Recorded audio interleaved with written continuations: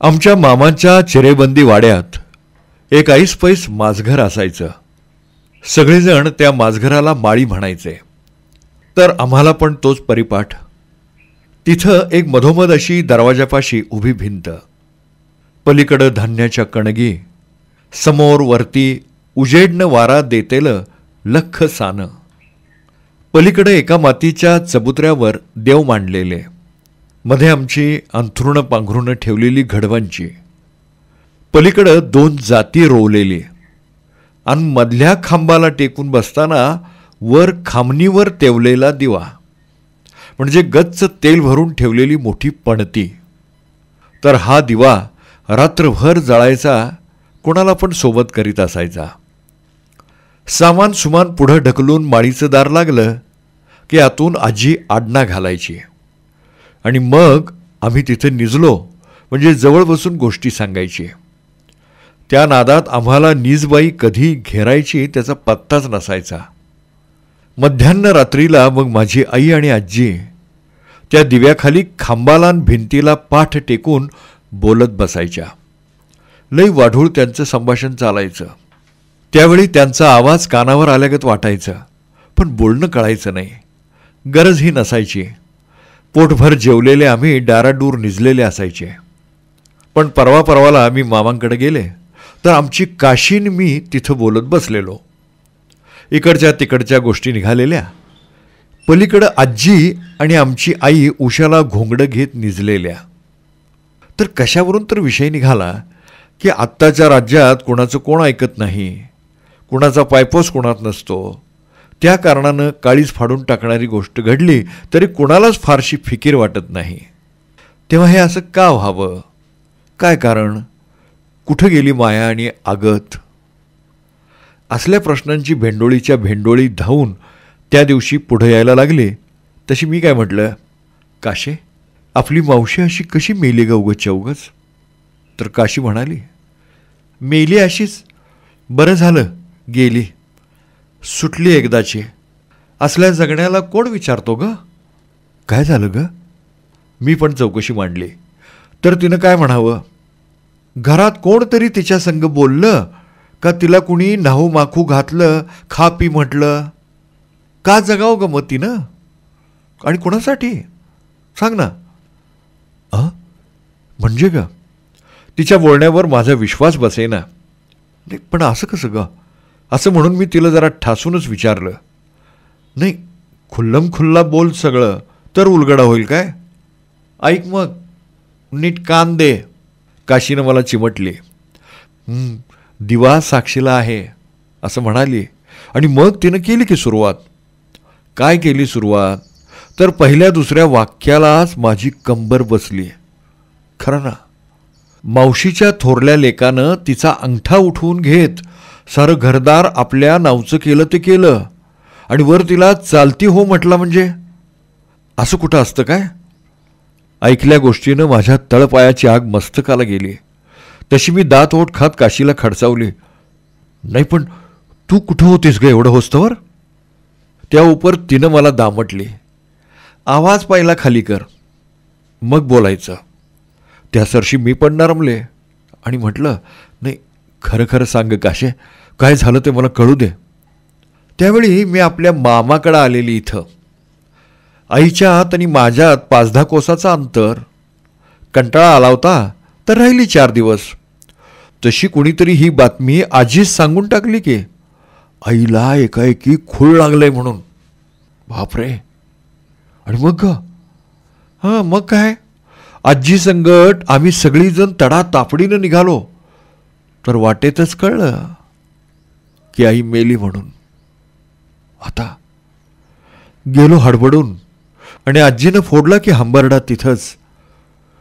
तरी पण उचलला पाय जसं जमेल तसं, तुडवली पायाखालची वाट बघ रातोरात. हो पण गाडी जुंपायची नाही का ग? कोणाच्या बाची आणायची ग गाडी? का? मामा नव्हते घरात? मामा गेलते देवाला गाडी जुंपून. ज्योतिबाची जत्रा. गावातली करती माणसं घरदार घेऊन गेलेली, कोणाला विचारणार मग? काशे मस्त हाकारलं ज्याला त्याला, पण साध मिळाला काही तर उचलले पाय. भागूचा पोरगा श्याम नाही म्हटला आणि आपल्या दौलतीनं उघडलं दार खाडकनी लावीत शिव्यांचा भडीमार केला. अगं बाई, खरं म्हण के.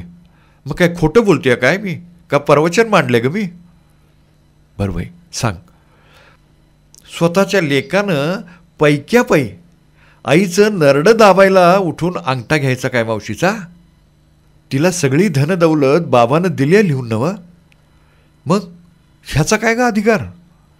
लेकी वारस जाईल म्हणून? अरे जा, कोण बसलाय आशा धरून इथं? मेल्याला सारं पचायचं नाही. भाऊ झाला म्हणून काय आम्ही असलं खपवून घ्यावं का? हो अगं, पण हे सगळं का? टोळ भैरव झालाय दादा ग. नटरंगी ठेवली या नव गावात. तिची चैनी कशावर भागविल मग? बापरे. आणि बहिणी? तिला ह्यानं केव्हाच आईकडं पाठवली या. पोरं दिल्यात वाऱ्यावर सोडून. बाच्या बाईची लेख पोरग्यानं ठेवावी काय? काशीचा आवाज चढला तशी आमची आई उठली आणि तिनं आम्हाला खडसावलं. हे बाज झालं बाया आता. निज गोमानं झालं गेलं गंगेला मिळालं. शिळ्या कडीला लई ऊत आणूनी. त्या सरशी आम्ही चपापलो. एकमेकींकडं बघत झीप चावली आणि तिथून उठून आडना काढीत बाहेर सोप्यात आलो तर पहाड झालेली, कोंबडी आरवलेली आणि शेजार घरात पाण्याच्या कावडीचा आवाज येतेला.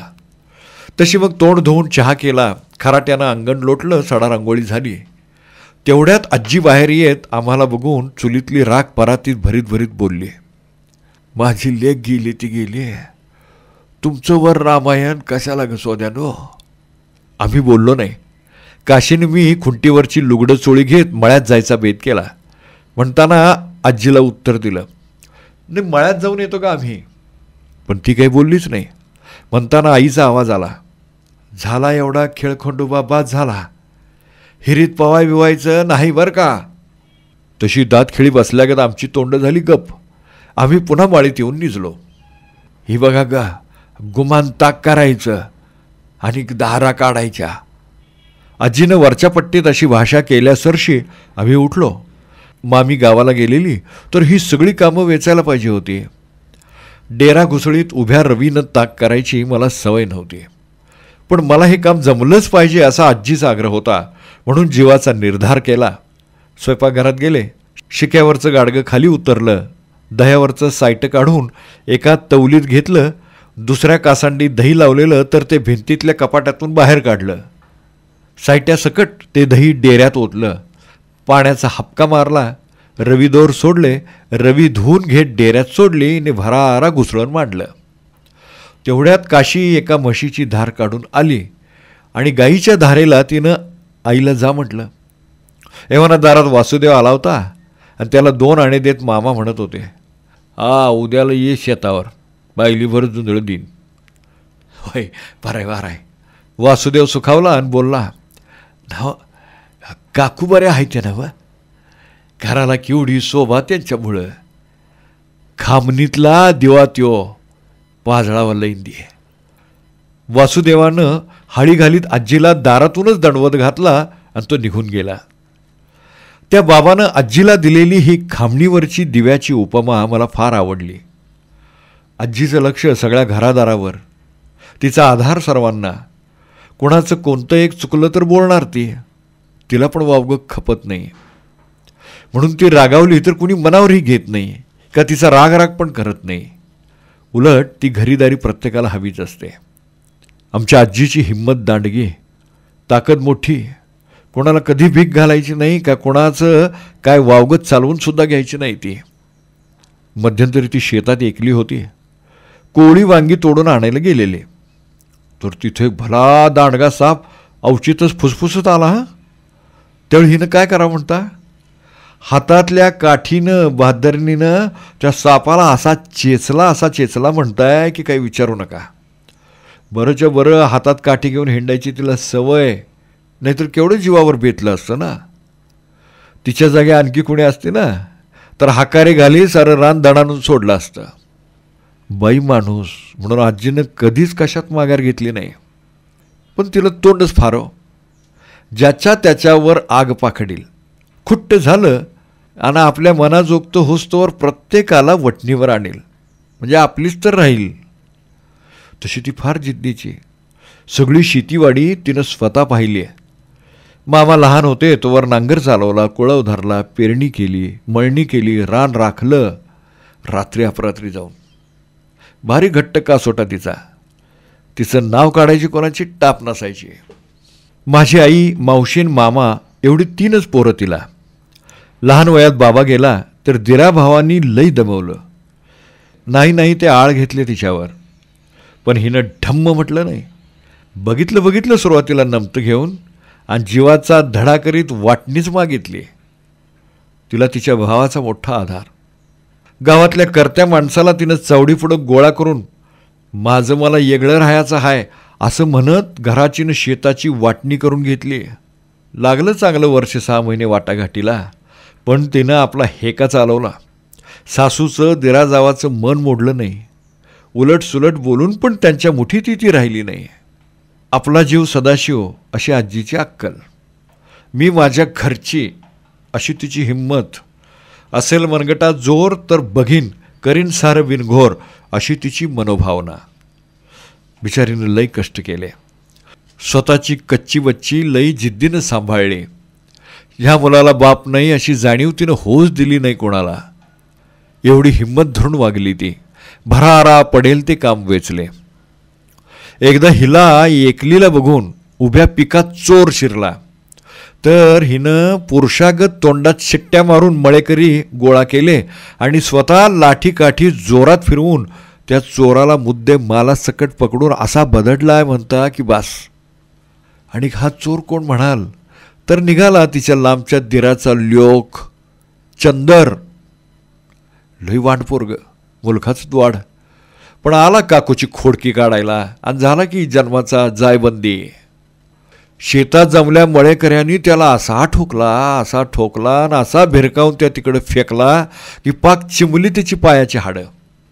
दुसऱ्या दिवशी आजीनंच लाखोली वाहात त्याला औषध पाणी केलं. ऑपरेशनसाठी मिरजेला घेऊन गेली. स्वतः जातीनं त्याची सेवा केली आणि कुबड्या घेऊन चालत तो घरी आला तर त्याच्यावरून मीठ मोहऱ्या उतारीत बडबडली ती. पुन्हा कोणाचं नाव काढू नकोस चंद्रया, अरे लई वाईट असतं. आपल्या हिमतीनं कमवून खावावर चोरीचं नाही टिकत. सारा गावभर आजीच्या ह्या वागण्याचा बोलबाला झाला. आजी ठीक आहे तोवर ठीक, हां एकदा का बिखरली तर कुणाची नव्हे. म्हणून तर सारं घरदार न गणगोत तिच्या आकात. काशीन मी तर मग की झाडकी पत्ती.